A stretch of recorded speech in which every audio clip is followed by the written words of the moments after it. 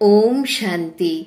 आज 4/4/2025 প্রাত মুরলি। বাবা আজ বলেছেন, মিষ্টি বাচ্চারা, এখন তোমরা পুরুষোত্তম হওয়ার জন্য পুরুষার্থ করছো। পুরুষোত্তম হলেন দেবতারা, কারণ তারা হলেন পবিত্র। তোমরা পবিত্র হচ্ছ। আজকের মুরলির প্রশ্ন, বাচ্চারা, অসীম জগতের বাবা তোমাদের স্মরণ দিয়েছেন কেন? উত্তর, কারণ আমরা সবাই রিফিউজড বাক্সে অর্থাৎ ময়লার বাক্সে পড়েছিলাম। বাবা আমাদের সেই বাক্স থেকে বের করে সুন্দর সুন্দর ফুলে পরিণত করেন, আসুরি গুণের পরিবর্তে দৈবী গুণের অধিকারী করেন। ড্রামা অনুযায়ী বাবা এসে আমাদের ময়লা আবর্জনার থেকে বের করে অ্যাডাপ্ট করে আপন করেছেন। আজকের মুরলির গীত, কে এলো আজ সাত সকালে। ওম শান্তি। রাতকে দিন করার জন্য বাবাকে আসতে হয়। এখন তোমরা বাচ্চারা জানো যে বাবা এসেছেন। প্রথমে আমরা শূদ্র বর্ণের ছিলাম, শূদ্র বুদ্ধি ছিল। বর্ণের চিত্রটি বোঝানোর জন্য খুবই ভালো। বাচ্চারা জানে আমরা এই বর্ণে কিভাবে পরিক্রমণ করি। এখন আমাদের পরম পিতা পরমাত্মা শূদ্র থেকে ব্রাহ্মণে পরিণত করেন। প্রতি কল্পে কল্পে কল্পের সঙ্গম যুগে আমরা ব্রাহ্মণ হই। ব্রাহ্মণদের পুরুষোত্তম বলা হবে না, পুরুষোত্তম তো দেবতাদের বলা হবে। ব্রাহ্মণরা এইখানে পুরুষার্থ করে পুরুষোত্তম হওয়ার জন্য, পতিত থেকে পবিত্র হওয়ার জন্য বাবাকে আহ্বান করা হয়। অতএব নিজেকে জিজ্ঞাসা করা উচিত, আমরা কতটা পবিত্র হয়েছি। স্টুডেন্টরা পড়ার জন্য বিচার সাগর মন্থন তো করে, তাই না? তারা ভাবে এই পড়া করে আমরা এমন হব। বাচ্চারা, তোমাদের বুদ্ধিতে আছে যে আমরা এখন ব্রাহ্মণ হয়েছি দেবতা হওয়ার জন্য। এই জীবনটি হলো অমূল্য, কারণ তোমরা এখন ঈশ্বরীয় সন্তান হয়েছ। ঈশ্বর তোমাদের রাজযোগের শিক্ষা দিচ্ছেন, পতিত থেকে পবিত্র করছেন। পবিত্র দেবতায় পরিণত হই।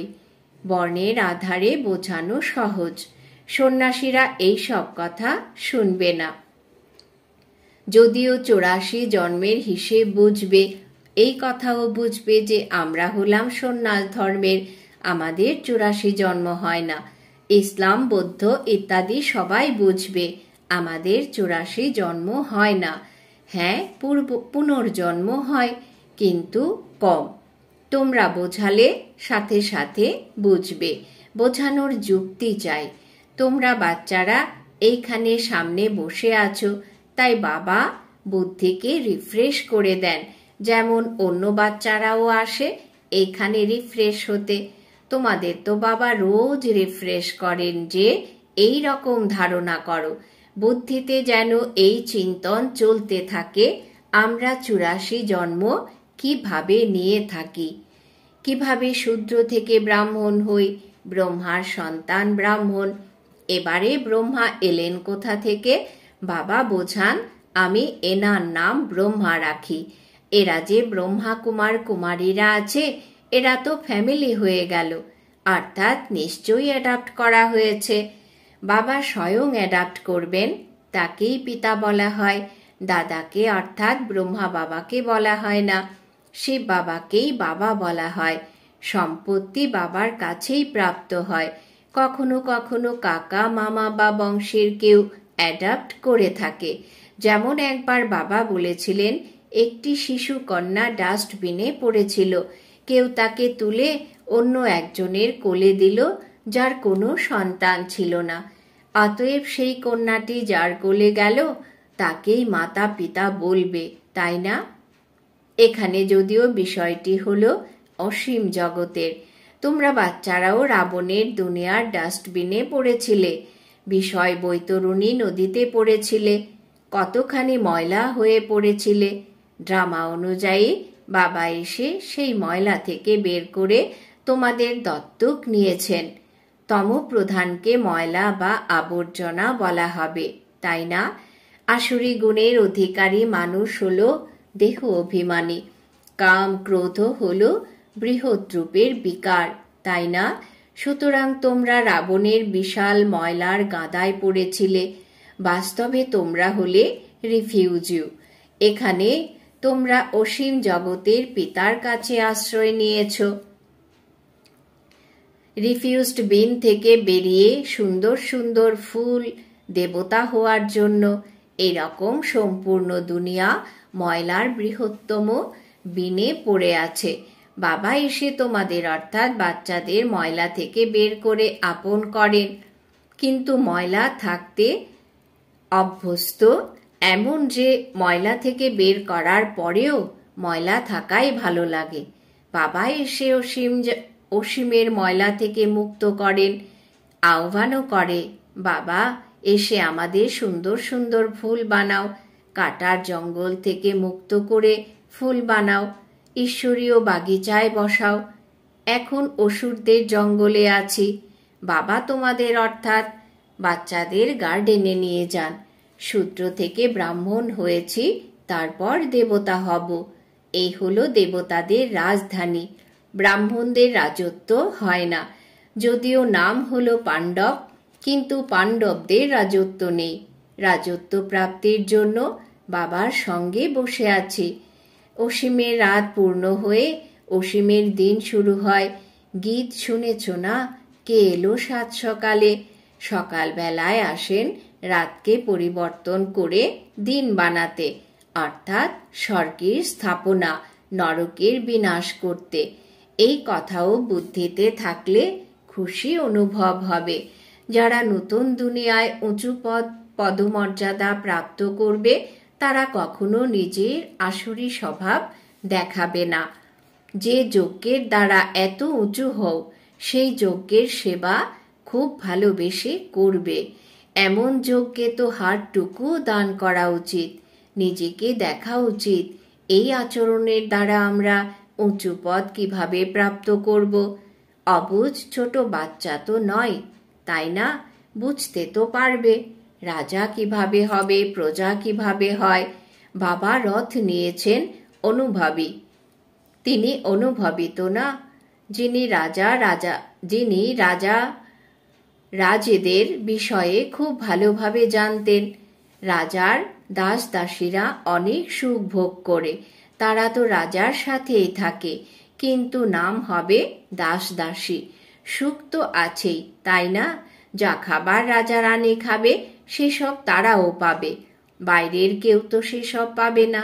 দাসীদের মধ্যেও নম্বর থেকে কেউ শৃঙ্গার করায়, কেউ শিশুদের রক্ষণাবেক্ষণ করে, কেউ সাফাই ইত্যাদি করে। এখানকার রাজাদের এত দাস দাসী থাকে, তো সেখানে কত বেশি থাকবে। সবার উপরে আলাদা নিজস্ব চার্জ থাকে, থাকার জায়গা আলাদা থাকবে। সেই স্থান রাজা রানীদের মতো সুসজ্জিত থাকবে না। যেমন সার্ভেন্ট কোয়ার্টার থাকে তেমন। মহলের ভেতরে আসবে, কিন্তু থাকবে সার্ভেন্ট কোয়ার্টারে। অতএব বাবা ভালোভাবে বোঝান, নিজের উপরে দয়া করো, আমরা যেন উঁচু থেকে উঁচুতে অবস্থান করি। আমরা এখন শূদ্র থেকে ব্রাহ্মণ হয়েছি, কি সৌভাগ্য! তারপরে দেবতা হব। এই সঙ্গম যুগ হলো অত্যন্ত কল্যাণকারী। তোমাদের প্রতিটি কথায় কল্যাণ সমাহিত রয়েছে। ভান্ডারাতেও যোগযুক্ত হয়ে ভোজন তৈরি করলে তাতে অনেকের কল্যাণ নিহিত রয়েছে। শ্রীনাথ দ্বারে ভোজন তৈরি করা হয় একেবারে সাইলেন্সে, কেবলমাত্র শ্রীনাথ স্মরণে থাকেন। ভক্ত নিজের ভক্তিতে মগ্ন হয়ে থাকে। তোমাদের আবার জ্ঞানে মগ্ন থাকা উচিত। কৃষ্ণের এমন ভক্তি হয় যে বলার নয়। বৃন্দাবনে 2 কন্যা আছেন, সম্পূর্ণ ভক্তিময়। তারা বলে, আমরা এখানেই থাকব, এখানেই দেহ ত্যাগ করব কৃষ্ণের স্মরণে থেকে। তাদেরকে অনেকবার বলা হয়েছে, ভালো বাড়িতে থাকো, জ্ঞান প্রাপ্ত করো। তারা বলে, আমরা তো এখানেই থাকব। অতএব তাদের বলা হবে ভক্ত শিরোমণি, কৃষ্ণের স্মরণে সমর্পিত হয়। এখন তোমাদের বাবার কাছে সমর্পিত হতে হবে। সর্বপ্রথমে শুরুতে শিব বাবার কাছে অনেকে সমর্পিত হয়েছে, অনেকে এসেছে। ভারতে এসে অনেকের নিজের ঘর সংসার মনে পড়েছে, তখন অনেকেই ছেড়ে চলে গেছে। গ্রহণ তো অনেকেরই লাগে, তাই না? কখনো এমন দশা, কখনো অমন দশা হয়। বাবা বোঝান, যখন কেউ আসে তখন জিজ্ঞাসা করো, তোমরা কোথায় এসেছো? বাইরে বোর্ড দেখেছ ব্রহ্মা কুমার কুমারী, এরা তো হলো পরিবার, তাই না? এক হলেন নিরাকার পরম পিতা পরমাত্মা, দ্বিতীয়ত প্রজাপিতা ব্রহ্মারও গায়ন রয়েছে, এরা সবাই হলো তারই সন্তান। শিব বাবা হলেন ঠাকুর দাদা, অবিনাশী উত্তরাধিকার তার কাছ থেকেই প্রাপ্ত হয়। তিনি রায় দেন যে আমাকে স্মরণ করো তো তোমরা পতিত থেকে পবিত্র হয়ে যাবে। কল্প পূর্বেও এমন পরামর্শ দিয়েছিলেন।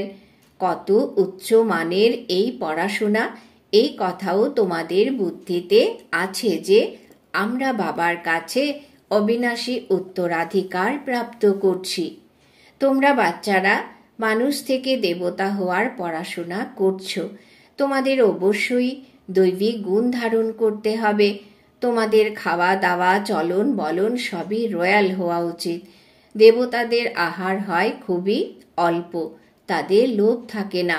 36 রকমের ভোজন তৈরি হয়, কিন্তু গ্রহণ করেন কম। খাদ্যের প্রতি লোভ থাকাও হলো আসুরি চলন। দৈবী গুণ ধারণ করতে হলে খাওয়া দাওয়া খুব শুদ্ধ এবং সাধারণ হওয়া উচিত। কিন্তু মায়া এমন যে একদম পাথর বুদ্ধি করে দেয়, তখন পদমর্যাদাও তেমনই প্রাপ্ত হবে। বাবা বলেন, নিজের কল্যাণের জন্য দৈবিক গুণ ধারণ করো।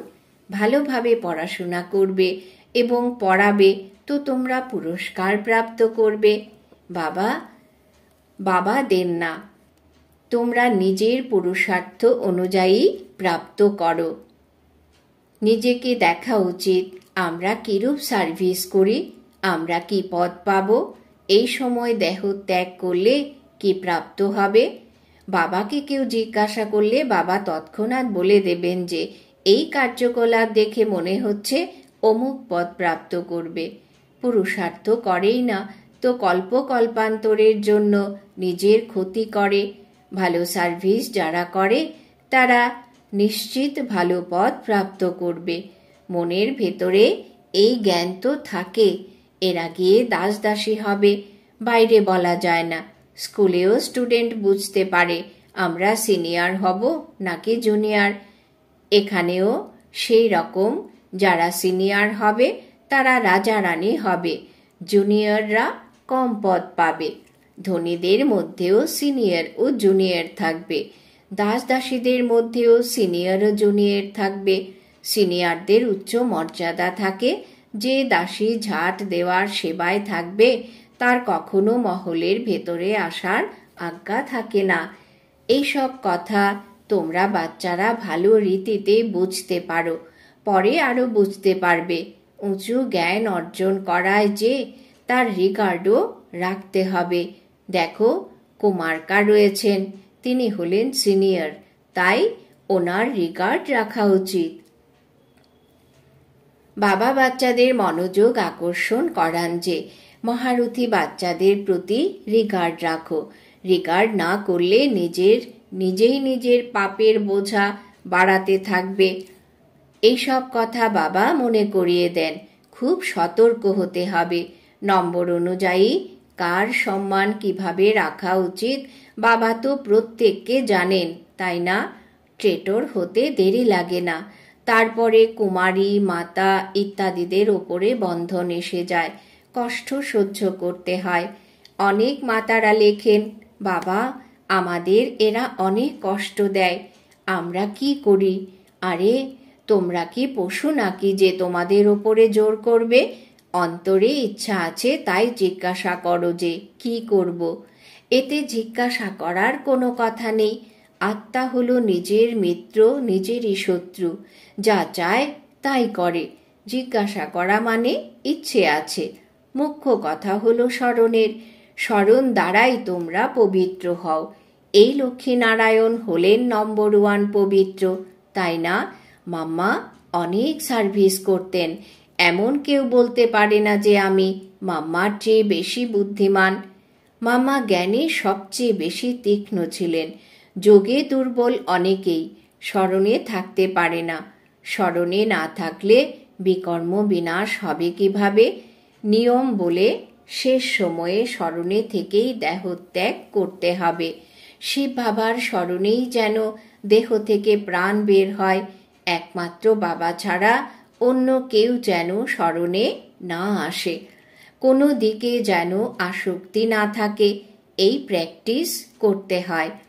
আমরা অশরীরী এসেছিলাম, তারপর অশরীরী হয়ে ফিরতে হবে। বাচ্চাদের বারবার বোঝানো হয়, খুব মিষ্টি হতে হবে, দৈবী গুণও থাকা চাই। দেহ অভিমানের ভূত থাকে, তাই না? নিজের ওপরে খুব সতর্ক থাকতে হবে, ভালোবেসে ব্যবহার করতে হবে। বাবাকে এবং চক্রকে স্মরণ করো। চক্রের রহস্য কাউকে বোঝালে তার আশ্চর্য লাগবে। 84 জন্মের কথাই মনে নেই তো 84 লক্ষের কথা মনে থাকবে কিভাবে? বুদ্ধিতে আসবেই না। এই চক্রের কথা বুদ্ধিতে স্মরণ রাখো, তাহলেও সৌভাগ্য। এখন এই নাটক শেষ হচ্ছে। পুরনো দুনিয়ার প্রতি বৈরাগ্য থাকা উচিত। বুদ্ধিযুগ যেন থাকে শান্তিধাম সুখধামে। গীতায়ও আছে মনমনা ভব। কোনো গীতা পাঠী মনমনা ভবের অর্থ জানে না।